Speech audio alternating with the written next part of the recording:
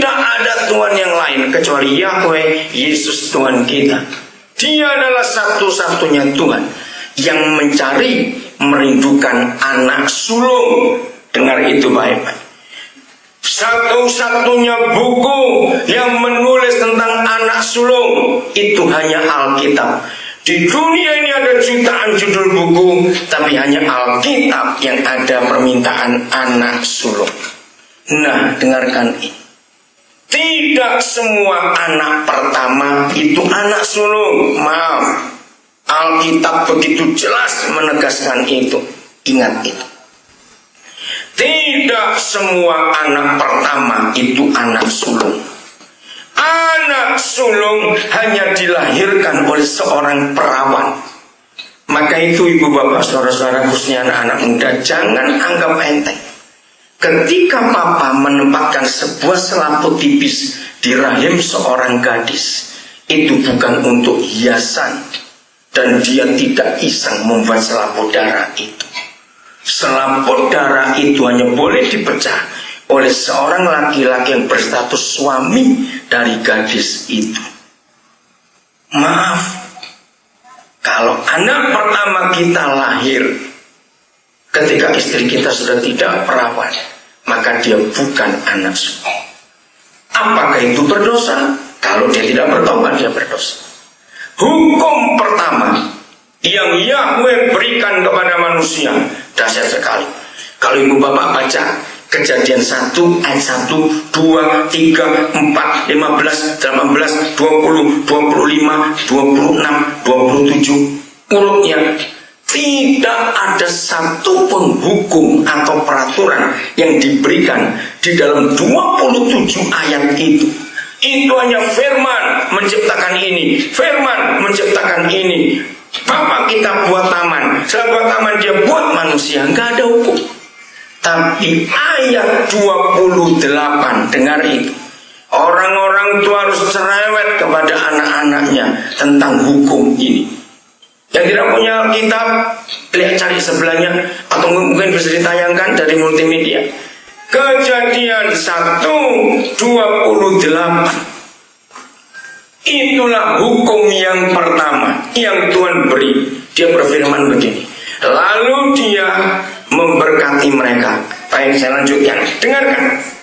Jadi hukum pertama yang Tuhan berikan kepada manusia, bukan hukum negara, bukan hukum gereja, bukan hukum politik, bukan hukum ekonomi, tapi hukum keluarga. Begini firman-Nya, Kejadian 1:28. Dan Tuhan memberkati mereka, lalu berfirman, beranak cuculah. Apa artinya firman ini? Kenapa saya bisa menemukan ini? Hukum, begini aturannya. Gadis-gadis, kau dengar? Bahwa tidak boleh jadi papa mama sebelum jadi suami istri. Ini hukumnya. Awas cowok-cowok. Hukumnya berbunyi, diberkati oleh pencipta alam semesta.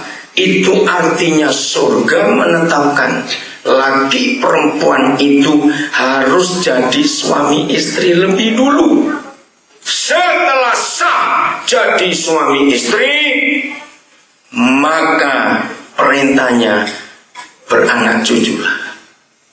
Tadi malam kami semeja dengan satu keluarga di daerah Citraleng. Tanpa mikir jauh, keluarga ini ternyata diberi Tuhan pelayanan yang gak pernah mereka siapkan. Sekarang di rumah mereka ada 12 bayi dan anak-anak. Yang paling tua umur 2 tahun. Anak siapa? Saya tanya, kok sampai 12? Justru mereka, tiba-tiba ada orang hamil, gak tahu siapa bapaknya, datang ke mereka, diterima. Sekarang 12 anak. Mereka cerita, minta tolong bagaimana cara menyelesaikan masalah itu, karena urusan akta lahir segala macam. Nah, itulah bukti ketika dunia tidak menghormati hukum Tuhan ini. Ayat ini atau Alkitab itu tidak hanya untuk orang Kristen. Dengar itu baik-baik, katakan amin. Firman Tuhan itu berlaku untuk semua manusia. Bagaimanapun juga, sebelum jadi ayah ibu harus jadi suami istri dulu. Anak-anak saya yang cewek, saya ajari mereka, pokoknya kalau pacarmu minta cium, masih pacaran, saya bilang langsung putus, nggak usah doa. Yo, kenapa? Karena ciuman itu gerbang seks yang terbesar, saudara. Maka itu anak-anak muda yang pacaran tidak boleh ciuman. Yang masih ngotot saya mau buktikan. Apa bedanya mencium mayat dan mencium orang hidup? Nah itu dia. Ngerti? Rangsangan itu pasti ada. Maka itu dengarkan. Gereja harus mengajarkan kebenaran ini. Satu-satunya buku di dunia ini. Dengarkan, satu-satunya buku di dunia ini yang menulis tentang kasih itu hanya 1 Korintus 13.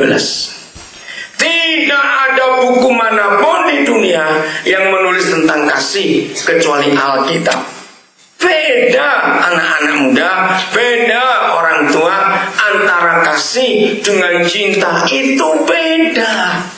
Nah, kalau gereja tidak mengajarkan ini, maka dunia malah rusak. Sebab yang punya hukum ini hanya gereja. Maka kita harus menyebarkan ini. Selama pacaran, anak muda tidak boleh mengeluarkan cinta, hanya kasih. Mengapa anak muda selama pacaran tidak boleh mengeluarkan cinta, harus kasih? Cinta itu baru boleh dimiliki dan dinikmati setelah menjadi suami istri. Apa bedanya? Oh, beda. Di dalam kasih nggak ada unsur seks sama sekali, tapi di dalam cinta ada seks. Maka itu hukum yang luar biasa. Ketika anak-anak muda, karena gereja tidak mengajarkan ini, lalu waktu mereka pacaran ngobrol cinta. Dengarkan, korban cinta pasti perempuan. Hampir tidak ada korban cinta laki-laki. Kira-kira ya atau tidak? Maka itu jangan tambah banyak gadis goblok di dunia ini.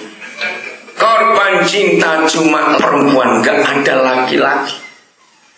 Satu-satunya tulisan di dunia ini, tolong ya para pendeta harus catat ini, dan keluarga. Satu-satunya tulisan di dunia ini yang mengatakan mengapa 99,sekian% waktu pacaran hubungan seks, maka 99,sekian% ceweknya pasti ditinggal.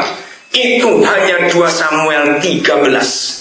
Tidak ada tulisan di buku manapun juga bahwa waktu anak muda itu berpacaran lalu mereka melakukan hubungan seks, 99,sekian% pasti cowoknya meninggalkan cewek.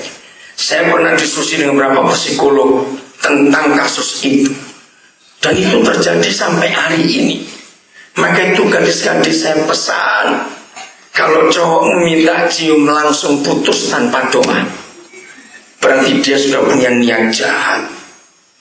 Begini saya mengajar kepada anak-anak. Laki-laki, cowok, kalau kau punya pacar, masukkan di benakmu bahwa ini calon mama dari anak-anakku.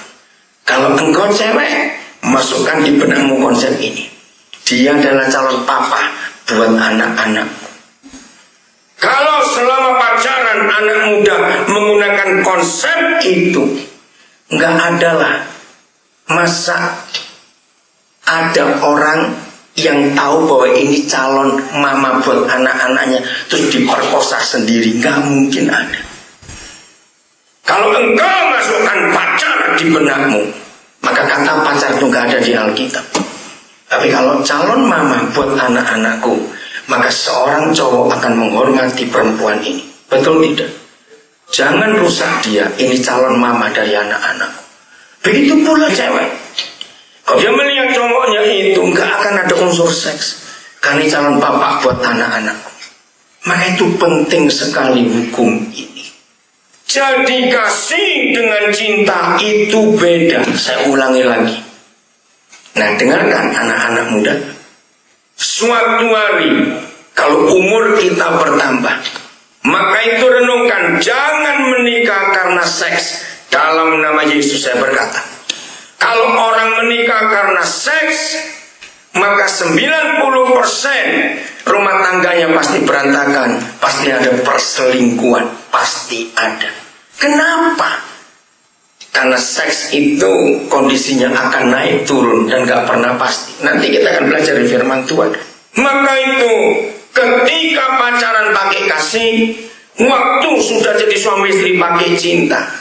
Suatu hari nanti, dengarkan, maaf ini yang tua-tua, ketika seks sudah berhenti dalam hidup kita berdua, bayangkan kalau cuma cinta, terus dua orang ini ngapain? Ngerti nggak pertanyaan ini? Terus dua orang ini ngapain? Katakan amin, cepat. Apa itu? Mali cuantau. Setelah itu kasih berlanjut, amin. Karena nggak ada seks lagi. Itu hebatnya Alkitab, saudara, yang sangat luar biasa.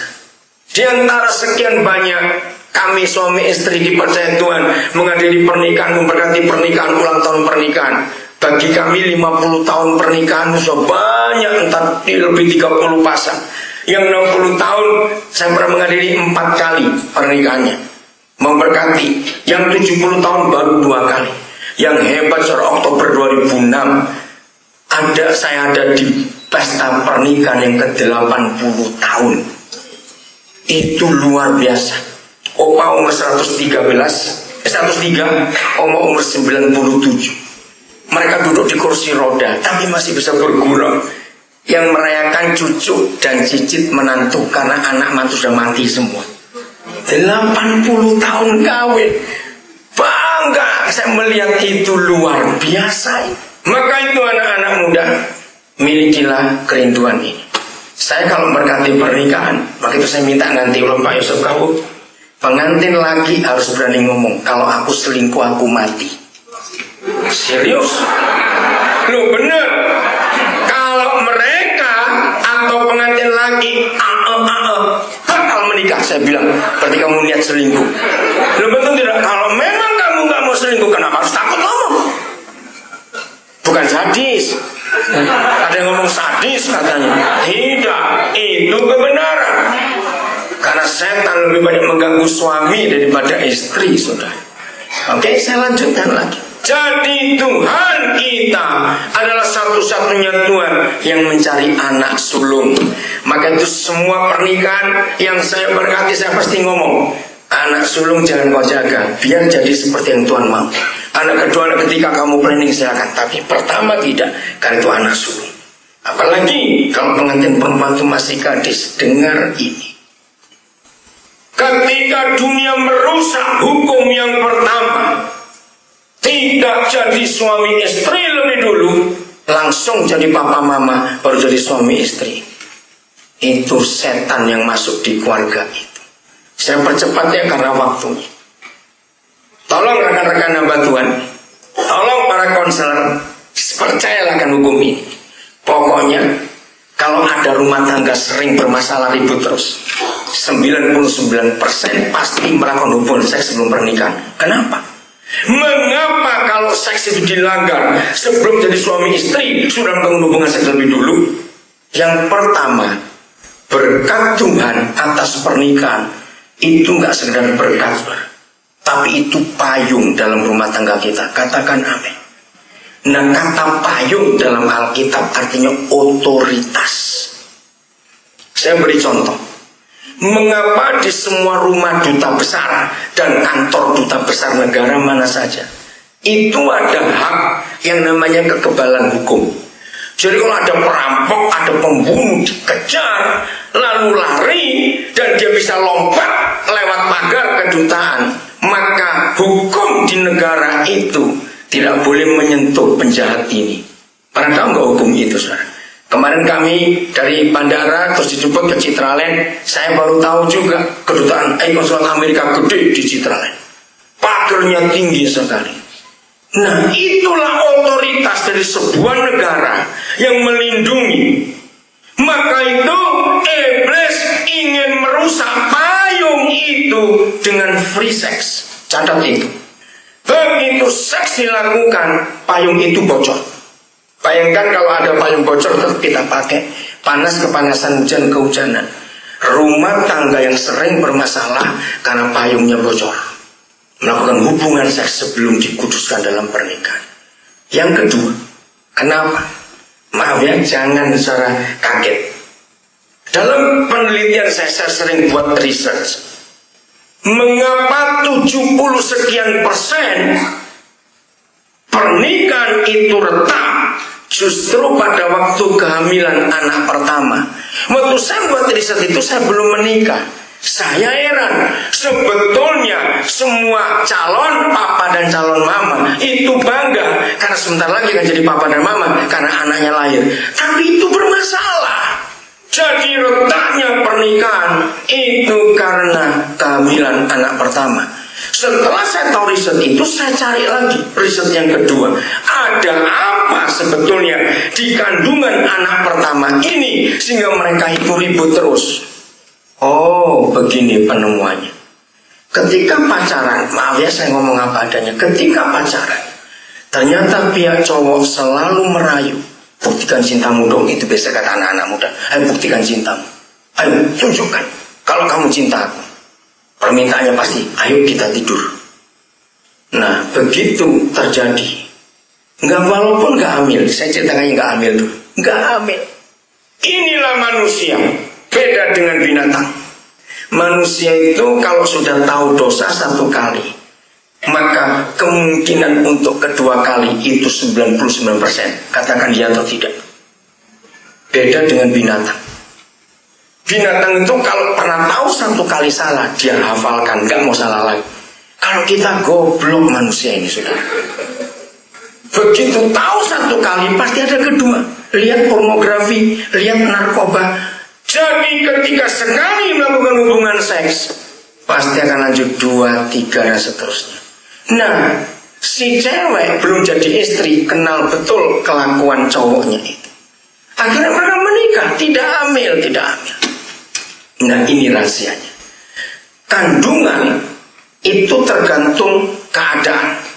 Artinya begini, maaf, pada bulan-bulan tertentu istri yang sedang hamil itu maaf, nggak bisa melayani suaminya karena kondisinya. Nah, saat seperti itu istri ini sadar siapa suaminya waktu dulu masih jadi cowoknya ini adalah orang yang gila seks. Misalnya, maaf ya saya ngomongin, dengarkan. Ketika 2 kali, 3 kali suami minta dilayani tapi nggak bisa, langsung setan masuk ke pikiran istri. Kok dia mulai lain sekarang ya? Jangan-jangan. Nah, suami nggak pernah mikir cewek lain, enggak. Dia bangga sebentar lagi akan jadi suami, akan jadi papa. Tapi setan sudah masuk ke benak istri yang kandungannya makin besar. Sekali, 2 kali, 4 kali kecurigaan istri, suami belum merasa. Saya tanya begini kepada saudara, segoblok-gobloknya orang, kalau dicurigai terus-menerus itu kroso enggak? Pasti rasa. Setelah 7-8 kali, loh, misalnya disentuh, dipatung gitu, saudara. Suami malah mikir, kamu itu kenapa? Meledaklah kemarahan istri. Ingat 2 bulan yang lalu, kamu pulang telat. Ingat berapa minggu yang lalu, kamu pulang begini-begitu. Padahal suami itu gak mikir apa-apa. Begitu meledak, ternyata suami dicurigai. Nah itu, istri-istri dengar, jeleknya laki-laki itu begini. Yang laki-laki harus ngaku kita ya. Kita ini makhluk yang paling sombong sedunia. Katakan amin yang perempuan, supaya kita bertobat laki-laki. Laki-laki itu makhluk paling sombong sedunia. Coba contohnya aja. Bedanya lagi yang perempuan apa? Kalau perempuan itu ketahuan salah, ngaku dosa. Iya aku salah gitu. Kalau laki, muter dulu cari alasan. Nah itu laki-laki. Maka itu istri-istri kenali suamimu. Jangan pernah menegur suami di depan pembantu, di depan orang lain. Laki-laki gak suka itu. Bukan kami minta dihormati, tidak. Tapi memang itu hukum. Hai istri, hormati suami. Apalagi kalau istri mulutnya bocor. Kalau ember bocor bisa ditambal goblok. Tapi kalau mulut bocor ember pakai apa itu? Tiap kali ada apa-apa di rumah tangga, ngeler-ngeler ke tonggo, ke teman, kemana. Laki-laki paling tidak suka dengar teguran istri lewat orang lain. Catat itu baik-baik. Lagi sekali, bukan kami minta dihormati, tapi itu perintah. Maka itu istri jujur, hormati pernikahan, jangan mulut bocor kepada orang lain. Kalau nggak sanggup ngomong, datang kepada gembala. Kejadian 2:24 saudara, itu dahsyat sekali. Begini firman Yahweh, laki-laki akan meninggalkan ayah dan ibunya, lalu bersatu dengan istrinya, lalu kedua menjadi satu daging. Aneh. Bukankah firman itu mubazir, kata bahasa Arab? Kenapa mubazir? Kenapa sia-sia? Untuk apa Yahweh berfirman kepada Adam dan Hawa? Bukankah mereka dua adalah satu-satunya pernikahan di dunia yang gak pernah punya orang tua dan gak punya mertua? Betul, ngapain diomongin? Berarti itu berlaku untuk semua. Jadi nanti papa mama, waktu anak-anak diberkati, papa mama berdiri di belakang anak-anak untuk berkata, Tuhan, ini terakhir tanggung jawab kami. Setelah ini selesai. Setelah anak ini menikah, papa mama tidak boleh ikut campur di keluarga anak. Itu kejadian 2:24. Begini psikologisnya. Jangan marah dulu. Maka itu kalau saya konseling pernikahan, lalu ketahuan ada yang anak mama, nggak akan saya kawinkan. Karena kalau ngawinkan anak mama, mantunya cepat mati. Kira-kira kenapa kalau anak mama dikawinkan mantu cepat mati? Cepat jawab ayo. Kenapa? Karena anak mama. Maka itu begini hukumnya. Sesalah-salahnya anak dan sesalah-salahnya mantu, jujur, orang tua kan bela siapa? Nah itu dia. Itu kejadian 2:24. Hebat ayat itu. Maka itu setelah anak-anak menikah, papa mama tidak boleh mencampuri. Mengapa? Ini bagi hukum politik. Setiap rumah tangga itu negara. Katakan amin. Maka itu hanya 2 orang saja melibatkan pencatatan sipil karena ada otoritas. Jadi papa mama negara tua, papa mama negara tua, anak negara baru. Nah dalam hukum internasional, kalau ada negara lain ngurusin negara lain, itu namanya apa? Intervensi, dan itu perang. Kalau ada apa-apa rumah tangga kalian, larinya ke Pak Pendeta Yosef Kau, bukan ke papa mama, janjian. Mama papa kalau dengar apa-apa di rumah tangga anak, boleh cuma 2 hal, nebak dodol sambil nyebut, dan cuma itu saja. Tidak boleh nelpon, nggak boleh datang, apalagi ngeluruk dan ngelabrak. Awas itu orang. Tidak boleh sama sekali. Hanya nebak dodol, nyebut, itu istilah orang Surabaya. Amin papa mama, janji ya. Awas ada saksi di ratusan orang. Amin. Nah ini hukum yang luar biasa. Kalau ada apa-apa dalam pernikahan kalian, larinya kepada Tuhan dan kepada pimpin rohani. Jangan cerita ke orang-orang lain. Akhirnya suami meledak. Oh, jadi selama ini kamu nyurigai aku selingkuh. Nah ini jeleknya laki-laki. Laki-laki itu kalau dituduh padahal nggak berbuat, jarak. Tahu kata jarak? Sengaja. Oh, jadi selama ini kamu curiga, ada aku nggak berbuat. Ya udah, aku buat sekalian saja. Itu jahatnya laki-laki. Maka itu hati-hati. Jadi hubungan seks sebelum menikah membuat suami istri nggak bisa hormat karena merendahkan diri, direndahkan dirinya, martabatnya. Maka itu jangan ada. Kita akan bicara fakta. Dengar ya, fakta. Tidak ada pernikahan yang aman. Dengar baik-baik, nggak ada. Walaupun menikah dengan satu suku, tetap akan masalah. Apalagi yang beda suku. Nah, yang beda suku ini harus hati-hati. Pernikahan itu menurut Tuhan Yesus, dengar anak-anak muda yang sudah rajin pacaran sampai 7 kali putus, 8 kali nggak jadi, nggak usah kawin sampai mati kamu. Kenapa? Jangan pernah mencari orang yang cocok untuk engkau nikahi. Alkitab berkata begini, kalau kamu menikah ingin cari yang cocok, kawinlah dengan mayat, itu baru cocok. Mengapa Alkitab mengatakan begitu? Karena memang waktu kita menikah nggak ada yang cocok. Katakan amin. Jadi harus ngomong pahitnya di depan. Pasti akan ada masalah. Tapi sudah kasih tahu dulu kok. Nggak usah kasih tahu dulu. Ya sudah. Begitu ada masalah. Oh, aku sudah tahu. Boleh terus no. Saya gunakan psikologi. Dalam psikologi itu dikatakan dua orang itu bersahabat akan jadi sahabat yang baik kalau terjadi gesekan satu dengan yang lain. Dan itu luar biasa. Bayangkan, psikologi aja ngajarin begitu, apalagi Tuhan Yesus.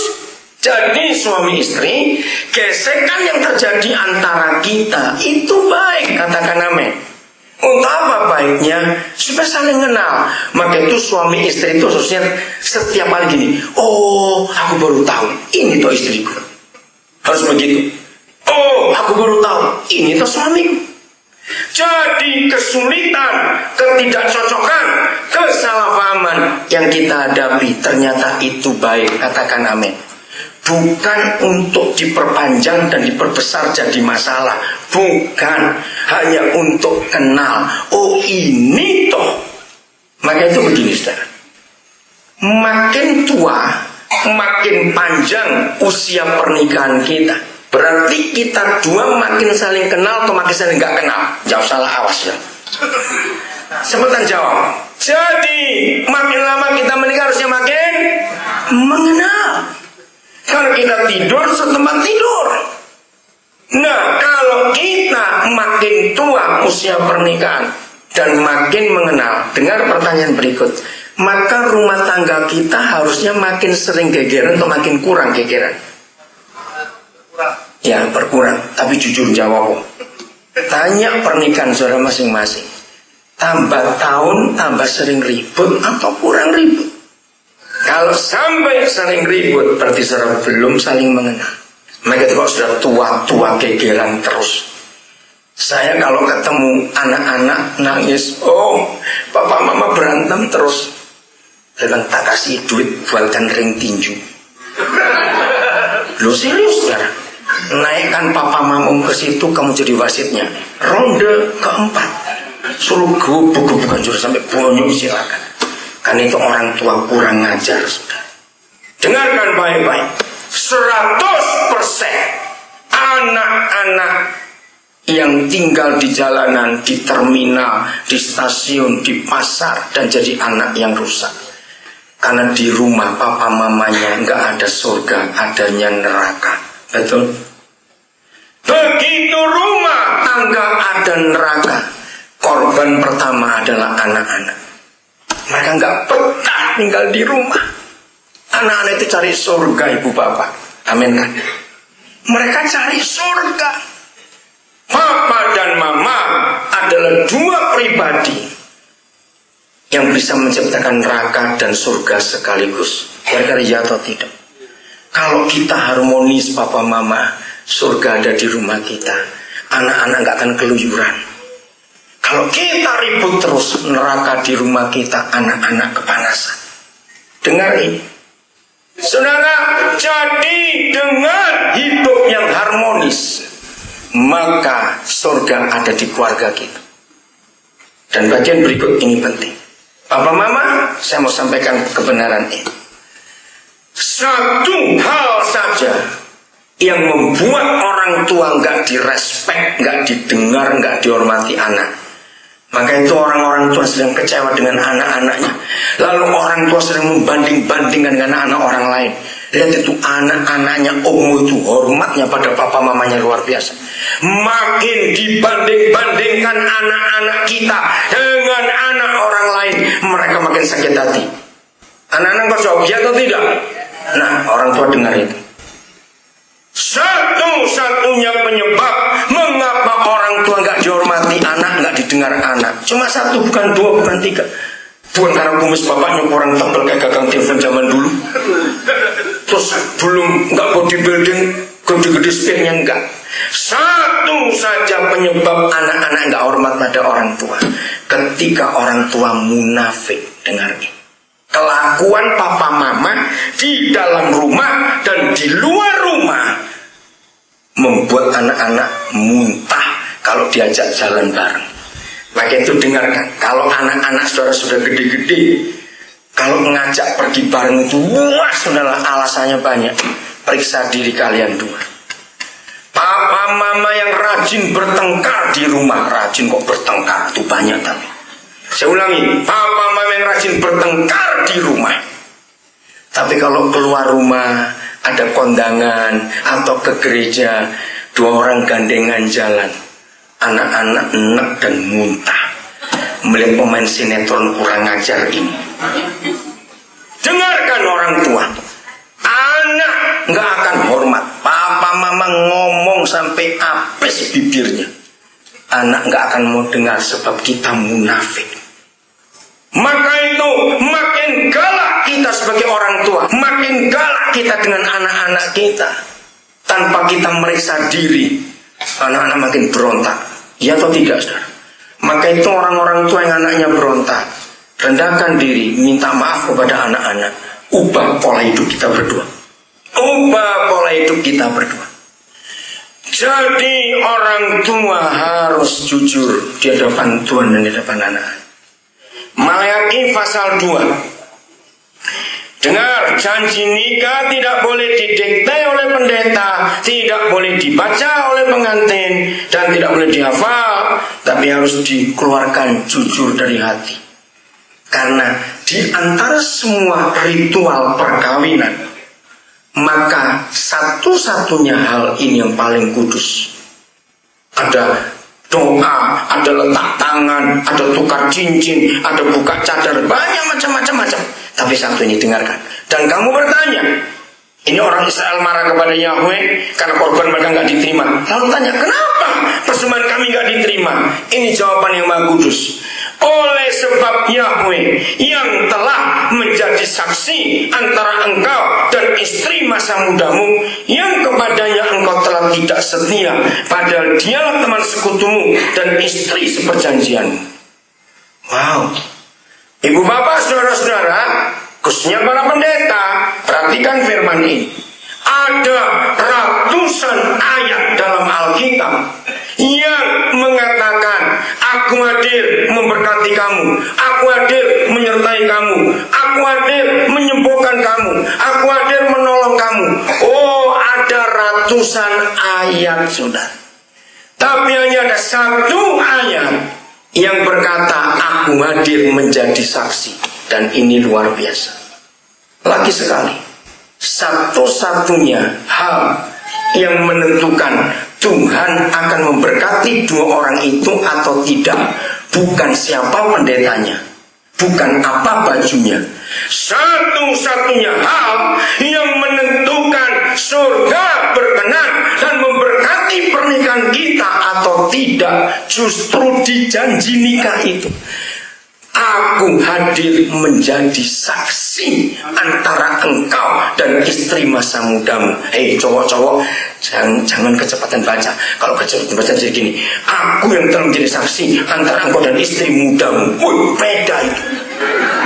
Istri masa muda dan istri muda itu beda jauh. Betul? Awas punya istri muda kamu ya.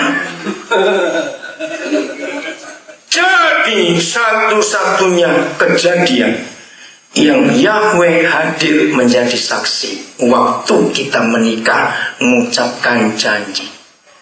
Maka itu janji pakai mikrofon. Saya mempelajari sejarah buku tamu pernikahan. Saya kan kaget. Saya cari sejarah. Kapan mulai ada buku tamu? Tadi kan masuk ada buku tamu bukan? Ternyata negara Inggris itu negara pertama di dunia yang menerapkan hukum buku tamu pengantin. Itu kira-kira pada abad yang ke-17. Untuk apa? Gara-gara ayat 14 Maleakhi 2. Jadi begini, ketika undangan datang, waktu itu cuma di gereja, nggak ada istilah pesta jam dulu, tidak ada. Semuanya di gereja. Waktu undangan datang masuk, kita hanya nulis nama dan alamat, tidak boleh tanda tangan. Kapan tanda tangan undangan? Setelah kita mendengar janji mereka untuk sehidup semati, setia, tidak selingkuh, tidak ada kata cerai, saling menghormati, saling mengasihi. Setelah kita dengar janji itu, kita pulang, baru tanda tangan. Dan buku itu disimpan oleh pengantin sampai mati. Untuk apa gereja mengajarkan buku tamu itu disimpan? Sekian ratus orang ini akan tanda tangan nanti setelah dengar janji kalian. Nah, misalnya suatu hari kita diundang ke pernikahan itu, entah setelah 3 tahun, 5 tahun misalnya, dengar kabar mereka lagi macam-macam, apalagi bilang mau cerai, apalagi suami pukul istrinya. Maka kita yang diundang berhak cari alamat orang itu dan keluarkan buku tamu waktu kamu kawin dulu. Buka halaman saudara tanda tangan. Tunjukkan kepada 2 orang itu. Delok niki melek iki. Iki tanda tanganku biyen. Ngomong begitu. Terus aku krungu kon macam-macam. Awas kon. Mantap bukan kok pakai bahasa Surabaya ini. Enak sekali. Nanti nggak bisa belajar bahasa Jawa, belajar bahasa Jawa ini. Tapi sayang sampai Indonesia jadi buku nomor kado. Saya sedih sekali buku tamu. Perut. Jadi janji nikah itu penting. Nah, satu kali begini saudara, saya konseling pernikahan. Wah, ribut 2 orang ini. Saya sampai kerdetan. Mulutnya sudah jahat, suami istri maki-maki. Wah, sudahlah. Terus saya sudah capek, kehabisan akal. Saya ngomong gini dah. Kalian 2 masih ingat nggak dulu waktu kawin janji apa? Masih. Nah, kenapa kalian nggak lakukan itu? Loh, yang janji bukan saya didikte sama pendetanya. Ya ampun. Maka itu jangan didikte, awas kamu. Harus keluar tulus dari hati. Yang penting intinya 3. Jadi suami yang takut Tuhan mewakili Yesus, jadi istri sebagai jemaat yang taat. 2, akan setia, tidak akan selingkuh, tidak ada kata cerai. Yang 3, mendidik anak-anak takut akan Tuhan. Itu aja wala-walin dewek pokoknya nanti. Jadi saudara, satu-satunya hal yang paling sakral dalam semua pernikahan adalah waktu kita 2 mengucapkan janji. Dia hadir, saudara. Dengar itu baik-baik. Siap? Bagian terakhir, rumah tangga. Itu saya suka kata itu, rumah tangga. Tolong saya sudah pesan di banyak tempat kok nggak dapat saya. Sampai hari ini saya tuh belum pernah ketemu siapa penemu kalimat rumah tangga itu keluarga. Sebab saya otak-atik rumah dan tangga, tangga dan rumah, mana keluarganya? Ya udah saya percaya aja, rumah tangga. Nah, berarti membentuk pernikahan itu membentuk rumah tangga, betul? Nah, saya belajar begini dari Tuhan Yesus. Yesus berkata belajar dari burung. Hei anak laki-laki, kau dengar ya? Yesus berkata belajar dari burung. Artinya apa? Tidak ada burung yang kawin apalagi bertelur sebelum jantannya buat sarang. Katakan amin. Nah, burung aja tahu aturan. Sebelum kawin urus rumah dulu. Kamu cili-cili minta kawin, tak pecel kamu dalam nama Yesus.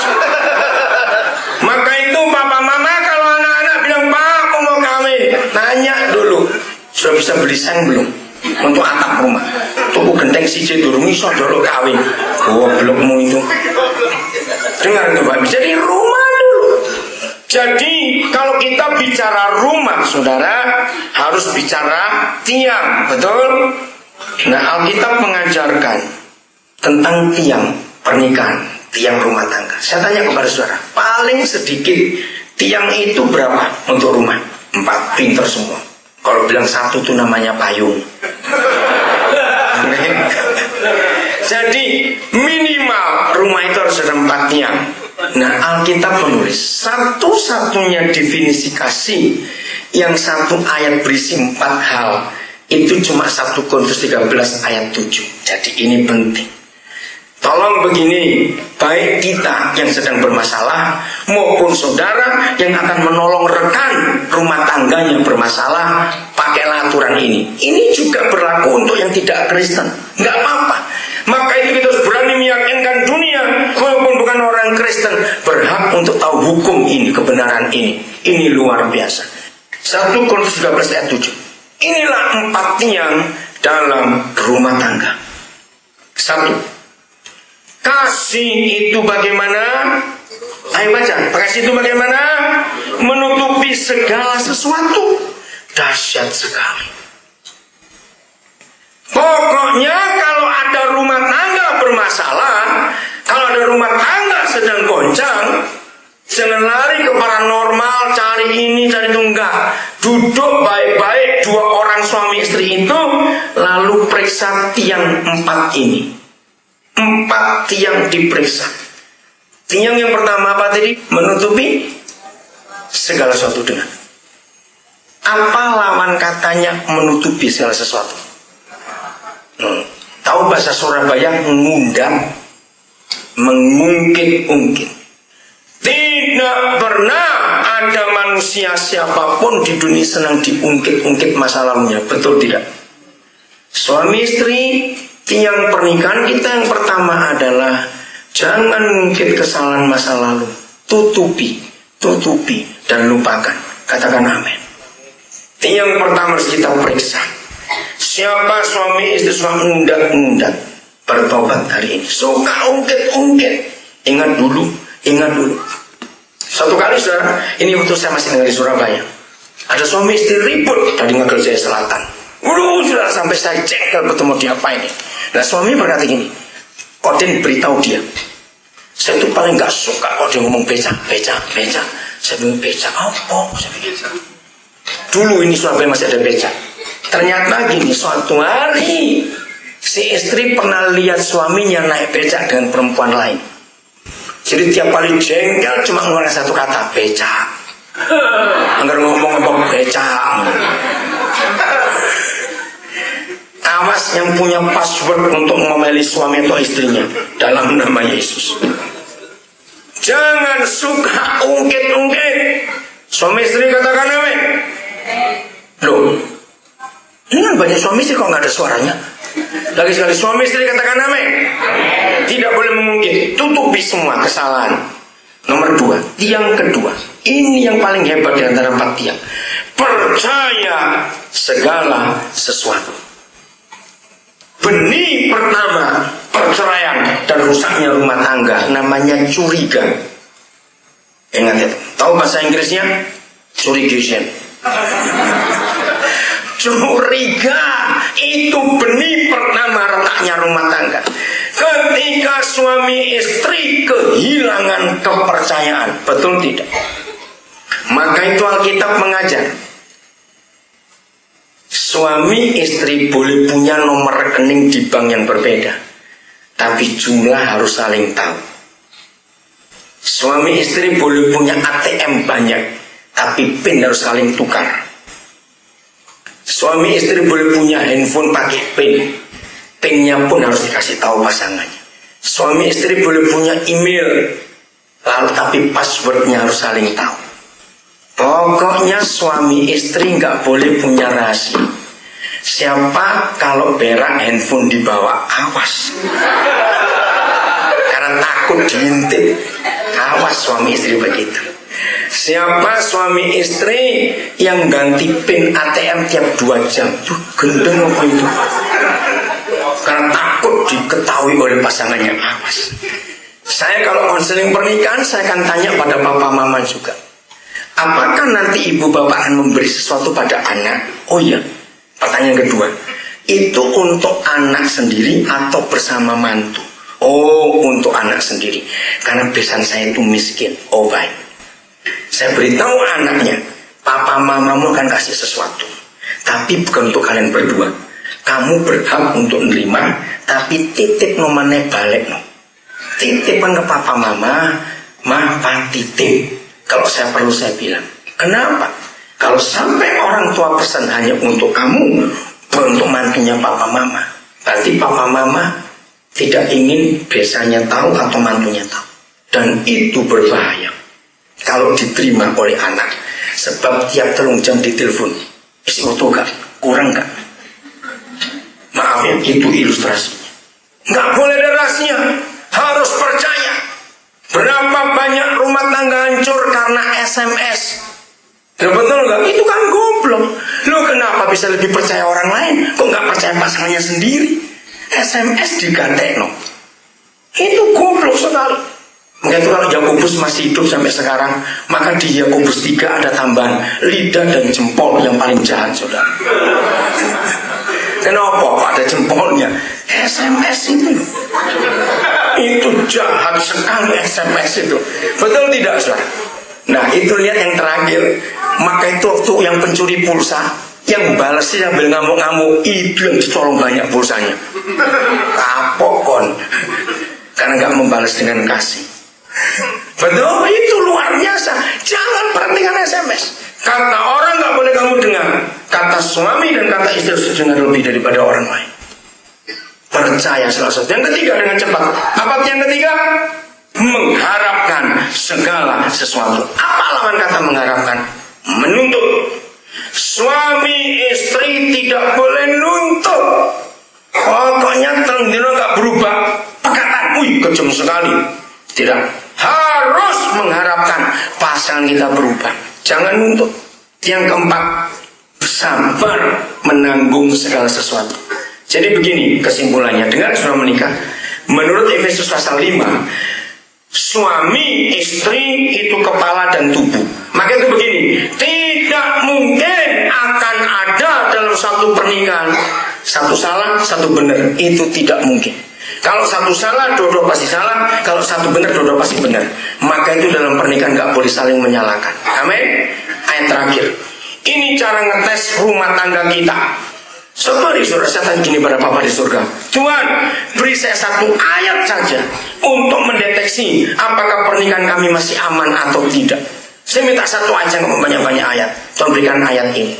Maka itu dengarkan suami-suami, untuk mengetes, untuk mengetahui apakah rumah tangga kita masih aman atau tidak. Saya baca Kejadian 2:23. Ini yang terakhir. Lalu berkatalah Adam atau manusia itu. Ingat waktu itu Adam baru dibius total sebab operasi tulang rusuk. Kalau bius lokal Adam kecil-kecil sudah kasihan dia. Jadi dibius total, Adamnya tidur nyenyak. Begitu dia bangun, ada perempuan.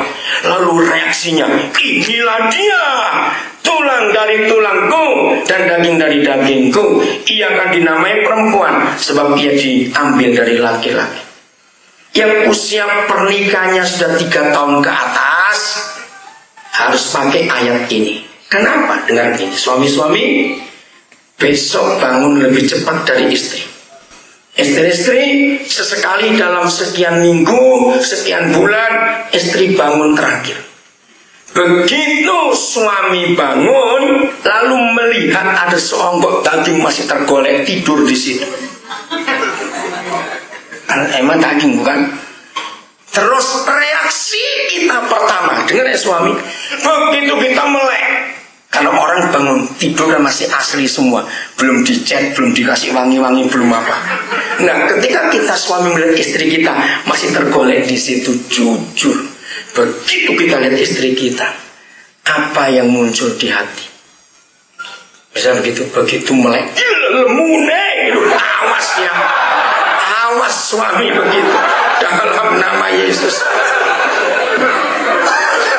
Pokoknya reaksi pertama suami waktu bangun lihat istrinya, itulah suasana rumah tangga kita. Juga sampai berkata, kok isi ayu bujone tonggo timbang konyo. Awas ngomong begitu juga. Saudara, ayat ini dahsyat. Ayo jujur, tadi pagi yang bangun terus lihat istri, komentar apa? Kalau saya berkata gini, Tuhan terima kasih, Engkau beri saya istri yang luar biasa, rumah tanggamu aman. Maka itu para gembala rajin-rajin ngecek suami-suami di jemaat. Tadi pagi kamu bangun lihat istrimu reaksimu apa? Itu penting para gembala meriksa begitu. Ayo suami-suami berkata amin. Loh, awas ya, nggak berani amin suami-suami. Suami kagumi istri. Harus. Maka itu zaman dulu hamba-hamba Tuhan senior, gembala-gembala senior selalu menganjurkan yang sudah menikah harus selalu bawa foto berdua di dompet. Itu anjuran para gembala-gembala senior. Maka itu yang sudah kawin nggak punya foto bareng, sekarang pulang jangan ke restoran, langsung ketemu foto. Simpan foto. Kalau nggak sekarang sudah pakai handphone sudah bisa. Untuk apa foto berdua? Selalu ingat, kalau misalnya suami-suami digoda orang lain, cepat bukaan foto itu. Pokoknya lebih ayukon dibanding yang lain, harus ngomong gitu.